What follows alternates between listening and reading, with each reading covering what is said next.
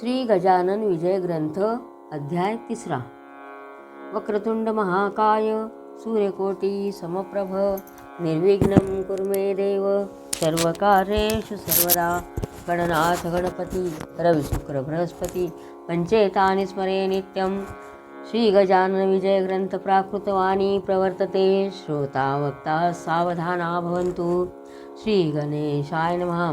जय जय सच्चिदानंदा श्रीहरी. कृपा करावी लवकरी तुम्ही पदनताच्यावरी. कधी कठोर न झालात तू करुणेचा सागर. तू दीनजनांचे माहेर. तू भक्तासी साचार. कल्पतरुवा चिंतामणी ऐसा तुझा अगाध महिमा. संत गाती राघवा रामा. दासगणुसी पुरुषोत्तमा पावा वेळ करू नका.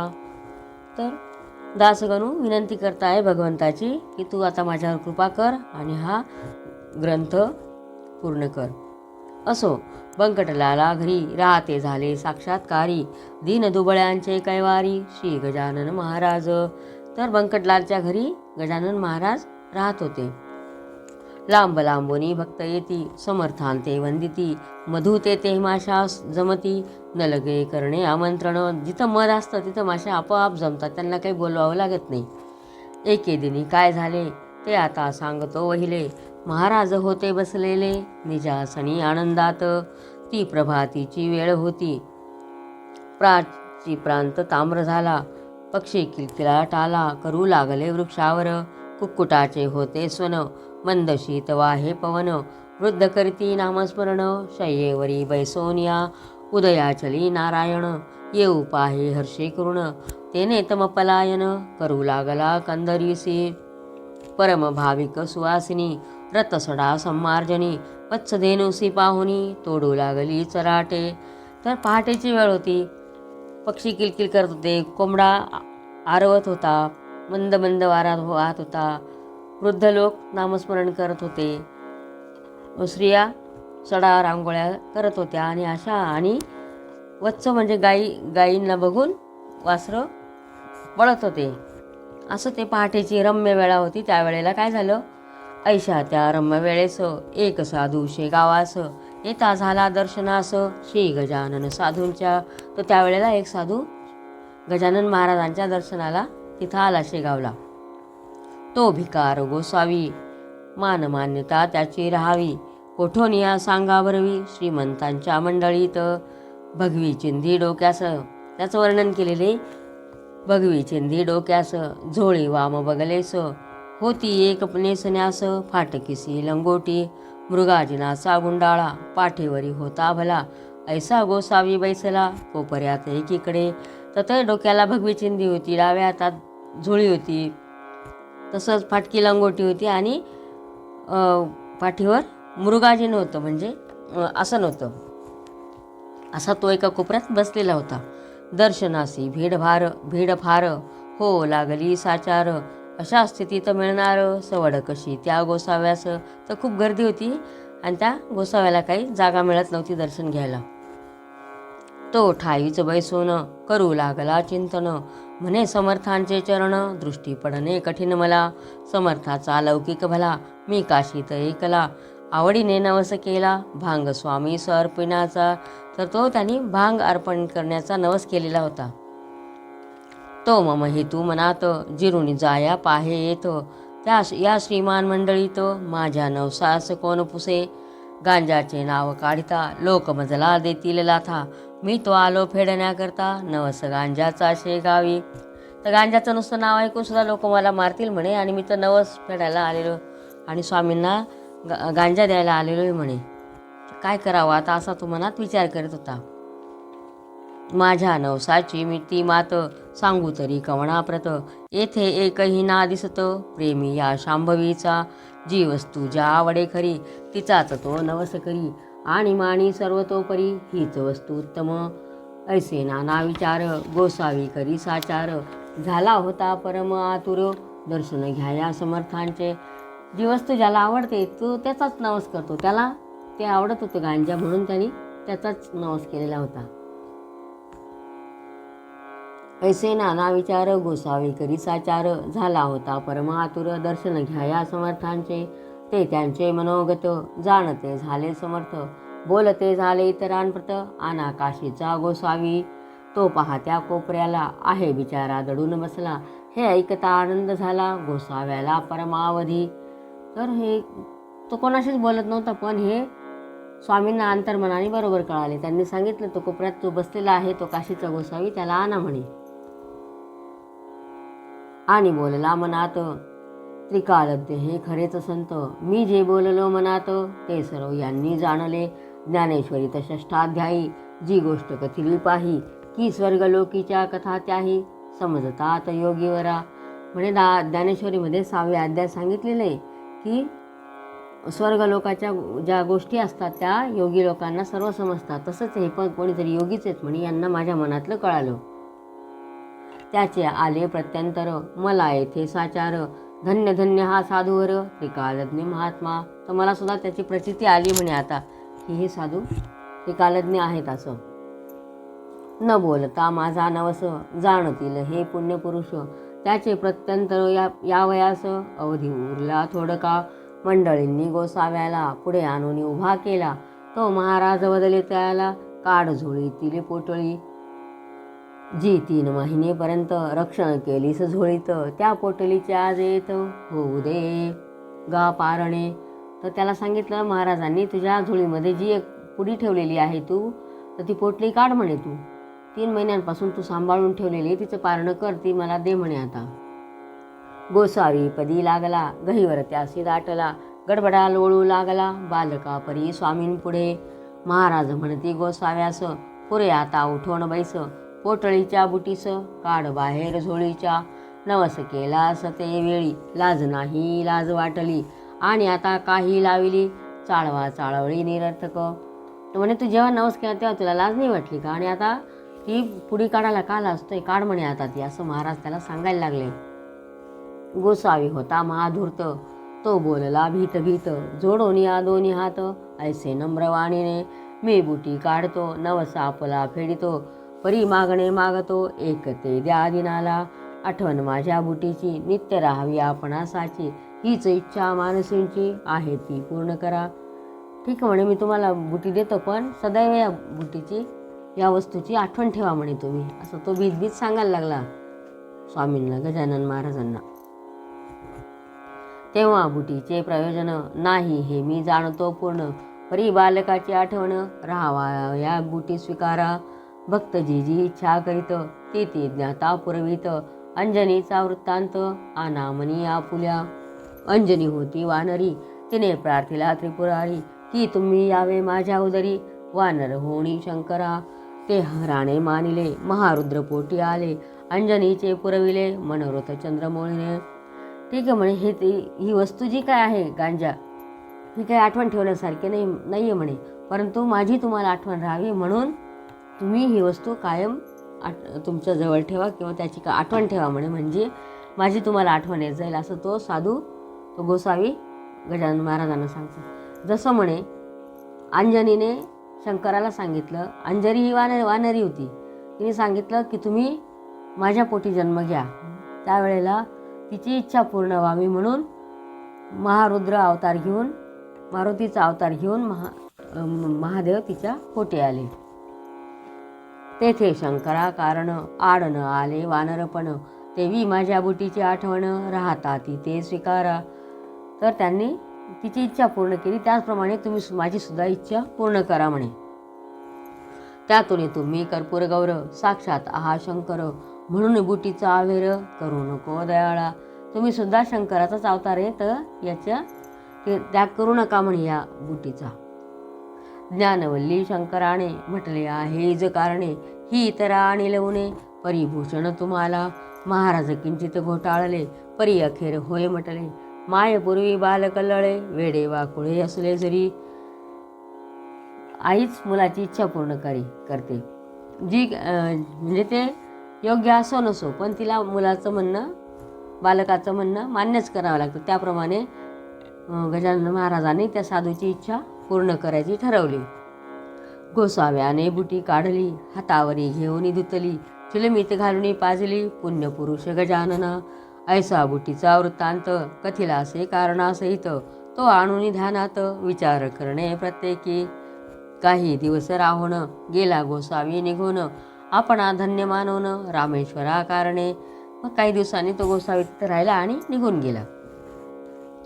ऐसी गांजाची पडली प्रथा, ते ठाई तत्वता, परिव्यसनाधीनता, न चाली समर्थांते. पद्मपत्राची परी, ते अलिप्त होते निर्धारी, नये कोणास त्याची सरी, खरेच अति थोरते. वेदरुचा अस्खलित, उदात्त अनुदात्त स्वरांसहित, कधी म्हणाव्या मुखी सत्य, कधी त्याचे नाव नसे. वेदाक्षरे पडता श्रवणी, साशंक व्हावे वैदिकानी, याच एका अनुमानी, गजानन होते ब्राह्मण. कधी वेद म्हणायचे, कधी ऋचा म्हणायचे आणि कधी काहीच नाही म्हणायचे. तर ह्याच्यावरूनच असं वाटतं की ते ब्राह्मण होते असं. कधी गवया समान, अन्य अन्य रागातून, एकाच पदाचे गाऊन, दाखवावे निजलेले. कधी गवयासारखे गाणे म्हणायचे ते. चंदन चावळ बेलकी पतिया, प्रेम भारी या पदा ठाया, ते आनंदात येऊन या वरच्यावरी म्हणावे. कधी गणगणाचे भजन, कधी धरावे नुसते मौन, कधी राहावे पडून शय्येवरी निश्चेष्टित, कधी वागावे पिशापरी, कधी भटकावे कांतारी, कधी शिरावे जाऊन घरी एखाद्याच्या अवचित. ते असे अचानक कोणाच्याही घरी जायचे, कधी भटकायचे वनात, कधी कुठे, कधी पिशाच्या परी, असं पिशापरी वेड्यासारखं करायचं, असं ते वागत होते तिथं.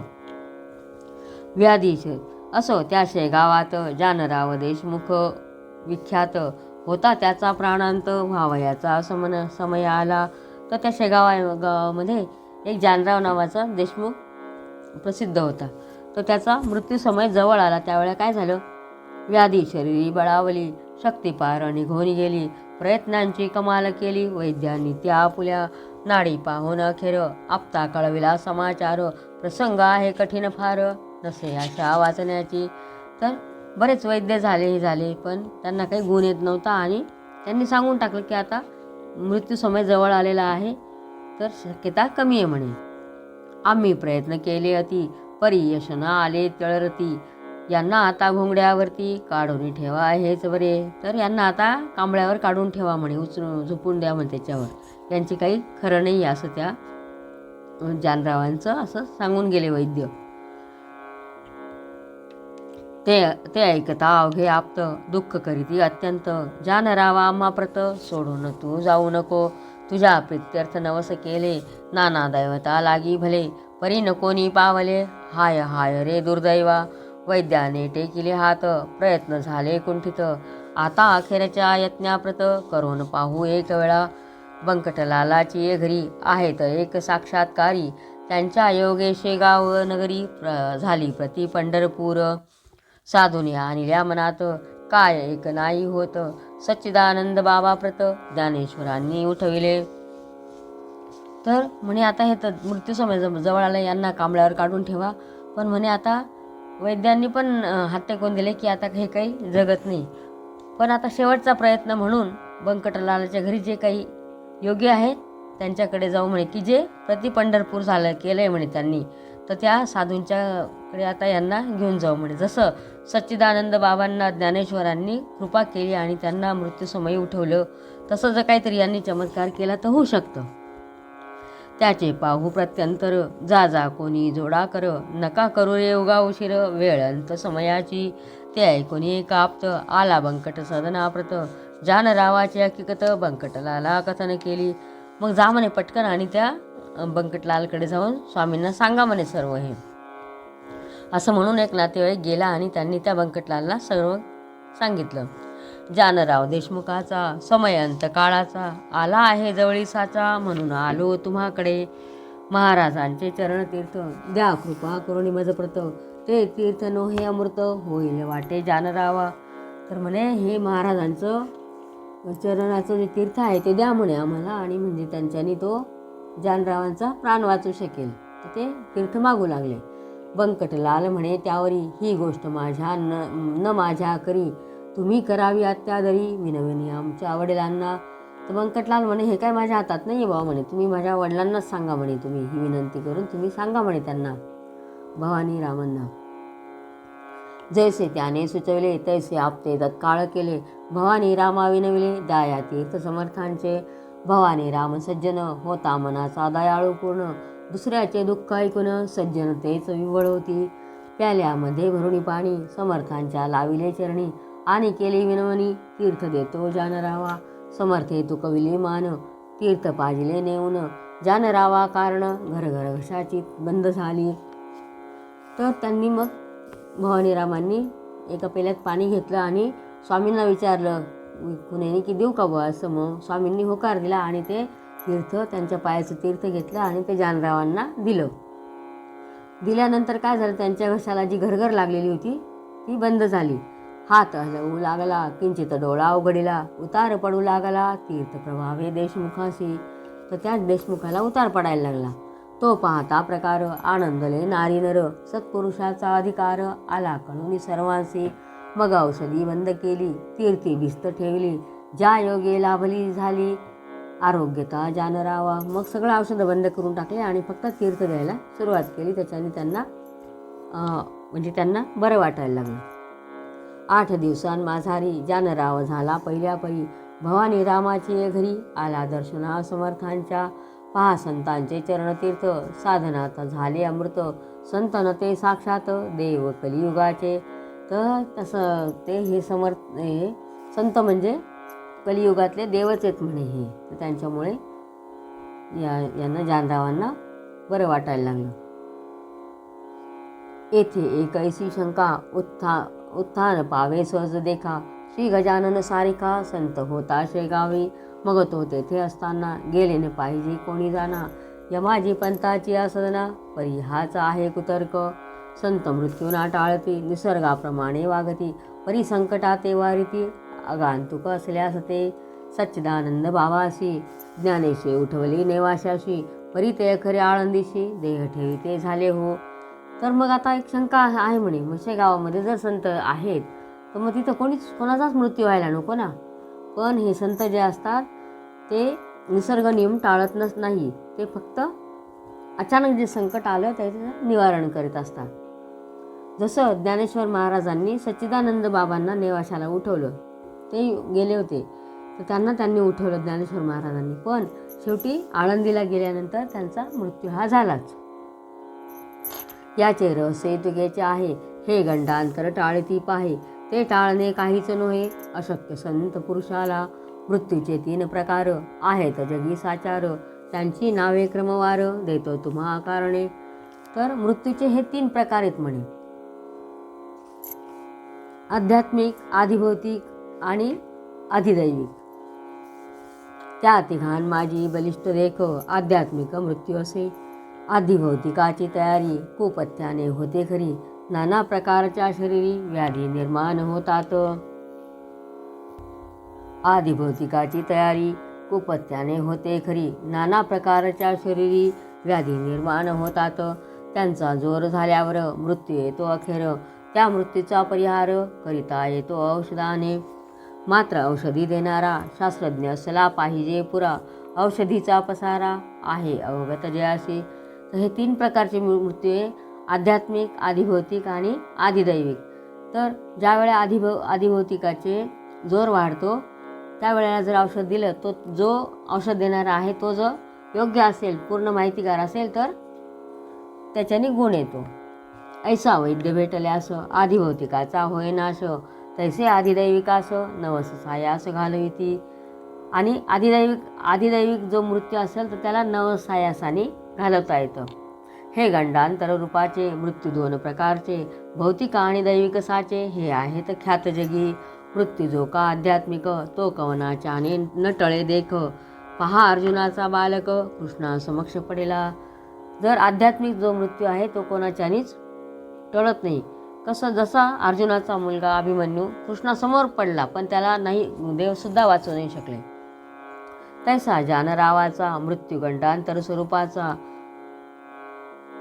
होता, तो टळला साचा समर्थ तीर्थ देवनिया. तर त्याच प्रकारचा जानरावाचा मृत्यू होता आणि त्यांना त्या समर्थांनी निवारण केलं. म्हणजे गंडांतरा कारण निवारिती साधुचरण, ते चाले घडवून शेगावा माझारी. काही मृत्यू नवसांनी टाळता येती या जनी, परी ते नवस श्रद्धेनी केला पाहिजे विबुध हो. काही काही मृत्यू असतात ते नवसायास करून टाळता येतात, पण ते तेवढ्यासाठी मनामध्ये श्रद्धा पाहिजे, भक्ती पाहिजे, तरच तो टाळता येतो. श्रद्धा पूर्ण असल्यावरी तीच मृत्यू टाळे खरी. श्रद्धाच अवघ्या माझारी सर्व बाजूंनी श्रेष्ठ असे. चरणतीर्थ साधूंचे तेही टाळे मृत्यू साचे. वरील 2 प्रकारचे परी ते साधू पाहिजे. साधू सुद्धा योग्य पाहिजे, तरच ते होऊ शकतं. साधू असल्या वेशधारी ऐसी न होय गोष्ट खरी. माती न होय कस्तुरी हे ध्यानी असू द्या. तर योग्य साधू असेल तरच होऊ शकतो. किंवा जर आपण म्हटलं मातीला कस्तुरीचा सुगंध येईल, तर येईल का? नाही येणार. षड्विकार धुतल्या विना अंगी साधुत्व येईना. आणि साधू विन होईना अघटित कृत्य केव्हाही. म्हणून बहुरूप्या कारण जपणे आहे अवश्य जाण. उगीच पाहून पिवळेपण सोने पितळेस मानू नका. नुसतं बहुरूपी आहे आणि तो का साधू होऊ शकतो का? किंवा नाही. किंवा पितळ आहे, ते सोन्यासारखं दिसतंय, तर ते सोनं आहे का? नाही. त्याप्रमाणे ते योग्य काय आहे ते बघूनच आपण त्याच्यावर विश्वास ठेवला पाहिजे. गजानन नव्हते वेशधारी ते पूर्ण साक्षात्कारी. म्हणून तीर्थाने झाली बरी व्याधी जानरावांची. तर हे गजानन महाराज देवांचाच अवतार होते, म्हणून ते सर्व त्यांच्या तीर्थाने जानरावांना उतार पडला. देशमुख बरा झाल्यावर भंडारा घातिला थोर. साधू प्रित्यर्थ साचार बंकटला लाचे घरी. तीर्थे देशमुख बरा झाला परी स्वामीशी पेच पडला. त्यांनी मनासी विचार केला तो ऐका येणे रीती. कडकपणा धरल्या विना ही उपाधी टळेना. स्वार्थ साधू प्रापंचिकांना साधुत्वाची चाड नसे. त्या दिवसापासून आणू लागले अवसान. स्वामी महाराज दयाघन वरपांगी कडक झाले. तेव्हापासून ते ज्या वेळेला त्यांनी त्यांचं तीर्थ दिलं आणि लोकांना कळालं की त्यावेळेला स्वामींनी विचार केला की आता थोडंसं कडक झाल्याशिवाय लोकांनाही समजणार नाही म्हणे. नाही तर मग प्रत्येक जण येईल, प्रत्येकावर संकट आलं द्या तीर्थ द्या असं हे करतील. म्हणून त्यांनी वरपांगी बरोबर ते कडक वागायला लागले. हा त्यांचा कडकपणा असह्य झाला इतरांना. परी त्यांच्या भक्तांना काही न त्याचे वाटले. जेवी नरसिंह अवतार इतरांशी वाटला क्रूर. परी कयाधूचा कुमर मुळी न भ्याला त्या रूपा. तर त्यांचा जो कडकपणा आहे तो त्यांच्या भक्तांना काही वाटत नव्हता. जसं नरसिंहाने जेव्हा अवतार घेतला तो बाकीचे घाबरले त्या अवताराला, पण ध्रुव जो होता, कयाधूचा मुलगा प्रल्हाद जो होता, त्याला त्याची मुळीच भीती वाटली नाही. वाघी नाही तर अभयंकर परी तिचे जे का असेल पोर. ते तिच्याच अंगावर निर्भयपणे क्रीडा करी. असो आता गोष्ट दुसरी सांगतो मी तुम्हा खरी. कस्तुरीच्या शेजारी बसल्या माती मोल पावे. चंदनाचा शेजार असला थोडा बहुत हिवर. वासित होतो साचार हा न्याय निसर्गाचा. वासित हिवर झालेला चंदन मानिला आपणाला. तरी त्याचा फजितीला पारावार न राही पुढे. जेथे ऊस निपजतो तेथे निवडुंग उगवतो. जेथे मोगरा वाढतो तेथेच येतो पिंगुळ. जेथे साधू सज्जन तेथेच मैंद निर्माण. हिरे गारा एकवटून खानी माझी राहती. स्थान एक म्हणून किंमत नाही समान. ते जे हिऱ्याचे हिऱ्या लागून भूषवी न गारेला. तर त्याच्या म्हणजे जसं हिरा तो हिराच असं. चंदनाच्या शेजारी हिवराचं झाड आहे, त्याला वास येईल का? हो, नाही येणार. कारण किंवा कस्तुरीच्या शेजारी माती ठेवलेली, तर मातीला कस्तुरीचा वास येईल का? नाही. म्हणजे किंवा हिरा आणि गारगोटी एकाच याच्यामध्ये येतात, सापडतात. म्हणून हिरा तो हिराच राहतो आणि गारगोटी ते गारगोटीच राहील. ती हिऱ्याची किंमत त्या गारगोटीला मिळणार नाही. असं गार ती गारच राही पायाखाली तुडविली जाई. ऐशी स्थिती कधी न येई अमोलिक हिऱ्याला. श्री गजाननाचे सन्निध ऐसाच होता एकमैंद. संत सेवा हाच मद अंगी ज्याच्या भरला असे. तो सेवा करी वरी भाव निराळा अंतरी. मिठाई पेढे सावरी समर्थांच्या नावावर. तर तो त्यांच्याजवळ एक मैंद होता. तो फक्त त्याला वाटायचं मीच संत आहे, मीच एक आहे. तो फक्त वरवर भाव ठेवायचा, वरवर सेवा करायचा आणि जे काही स्वामींपुढे मिठाई पेढे जे काही यायचे ते गोळा करायचा. भक्तगण ऐसे म्हणे मी समर्थ कृपेने पोसणे. कृपेचे पोसणे प्रत्येक काम माझ्या विने होत नाही ये ठाया. मी कल्याण समर्थांचा अत्यंत आहे आवडीचा. कधी न खाली जावयाचा शब्द माझा त्यांच्या पुढे. तर मी सर्व काही आहे, माझा शब्द महाराज मोडणार नाही अशी त्याला खात्री होती. चिलीम त्यांची मीच भरी, खाण्यापिण्याची तयारी मी निजांगे मीच करी, अत्यंत मी आवडीचा. तर मीच महाराजांचा आवडता आहे, त्यांची चिलीम मीच भरून देतो, त्यांच्या खाण्यापिण्याची तयारी मीच करतो, जे काय आहे ते सर्व महाराजांचं मीच आहे बा, माझ्या वाचून त्यांचं सर्व आडेल असं त्याला वाटायचं. ऐसे लोक असं सांगत असे, आपला असं व्रात करीत असे, त्या अधमाचे नाव असे माळी विठोबा घाटोळ. महाराज स्वयंमेव शंकर, हा बनला नंदिकेश्वर, हमेशा करी गुरुगुरु, आल्या गेल्या भक्तांवरी. तर त्याचं नाव होतं विठोबा घोटाळ. आणि त्याचप्रमाणे महाराज शंकर आहे म्हणे, आणि हा जसा काही नंदी येतो तो स्वतःला नंदी समजायचा, महाराज शंकर आहे मी नंदी आहे त्यांचा असं म्हणायचा, आणि जे कोणी भक्त येतील त्याच्यावर कायम डाफरायचं आणि गुरुगुरु सारखा असा करायचं त्यांच्यावर. ते अंतर्ज्ञानांनी जाणले सर्व समर्थांनी, कौतुक केले एके दिने ते ऐका विबुध हो. तर ते स्वामींना कळालं आणि त्यांनी काय कौतुक केलं, त्यांनी काय लीला केली ती आता बघू. परस्त काही मंडळी शेगावी आज दर्शना आली, तो मूर्ती होती निजळलेली समर्थांची शय्येवर. ही या कोणाचा होईना, जागे करणा समर्थांना, मंडळी सवती जाणा त्वरा पुढे जाण्याची. ते कुजबुज करू लागले, विठोबाला विनविते झाले, विठोबा मग गेले पाहिजे येथून आताच परगावा. कामनिकडीचे आहे फार, कैसा करावा विचार, महाराज तो शय्येवर असते निर्दिष्ट झाले.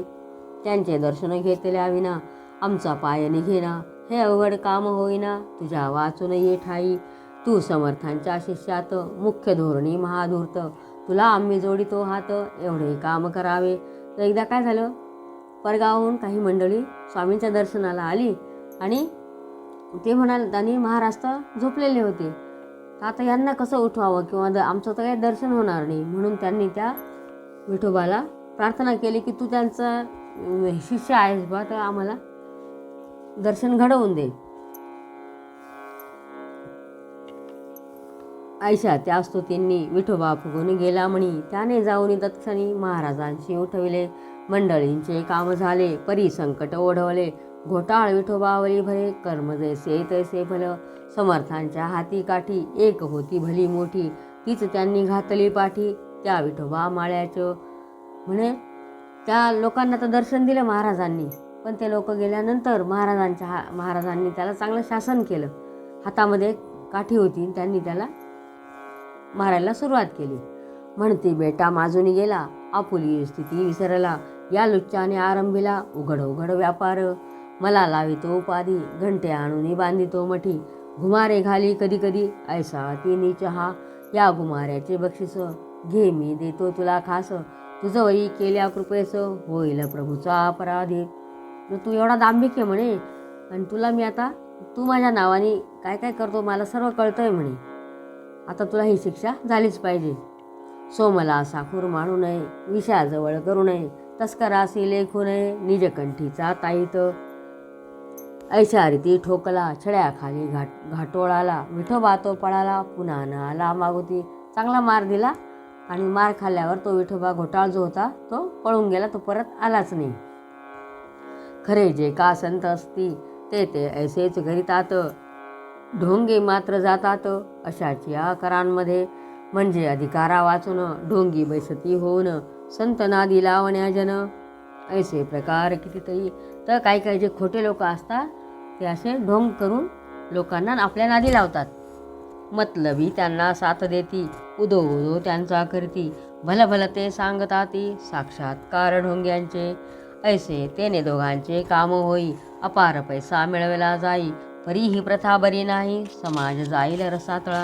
अशाप्रमाणे खोटं जे कोणी वागतात तर ते समाजाच्यासाठी घातक आहे म्हणतं, त्या समाजाचं कल्याण होणार नाही लोकांचं त्याच्याने. खरे जे का असती संत ईश्वराचे निस्सीम भक्त, त्यांना अनमुळी आवडतं सान्निध्य त्या षंढांचे. पतिव्रते ती शेजार, कसबिनीचा कापटणार, सोन्याप्रती अलंकार, काय शोभती कथलाचे. संत शठा ते राखिती, परीन त्याला महत्त्व देती, ती जगातील एक व्यक्ती कृतकर्म भोगण्या आली असे. तर एखादी पतिव्रता आहे, तिला शेजारी वाईट चालीची बाई जर तिच्या शेजारी राहायला आली तर तिला आवडेल का? नाही. तसं सोन्याचे अलंकार आहे त्याच्या जवळ कत्लाचे दागिने घातले तर ते चांगले दिसतील का? तसं त्याप्रमाणे हे जे साधू खोटे वागतात तर ते जगासाठी घातक येऊ असं. ऐसे मानसी समजून याविषयी धरती मौन, जेवी निवडुंगा लागून स्थानभूमी देते हो. मोगरा निवडुंगा आणि शेर ही जमिनीची लेकर, परी किमतीचा प्रकार निरनिराळा तिघांचा. मोगऱ्याचे संरक्षण करती निवडुंगाचे दहन, चिलटांपासून बांधून शेर ठेवीती दारावरी. जसं मोगरा निवडुंगा आणि कोरफड हे सर्व एकाच तराजूत तोलता येणार आहे का? मोगऱ्याचं संरक्षण करण्यासाठी निवडुंगाचे कुंपण करतात आणि चिलटांपासून रक्षण होण्यासाठी कोरफड दारावर बांधून ठेवतात. तेवी संत भूमीवरी रक्षण अवघ्यांचे करती जरी, किमती माझी ठेवीती परी. गुणांप्रमाणे भेद पहा, जशी आपली भक्ती असेल त्याप्रमाणे देव आपल्याला फळ देतो. नशीब विठोबा घोटाळाचे, अति खडतर होते साचे. पाय लागून साधूचे, दैवे दूर झाले की.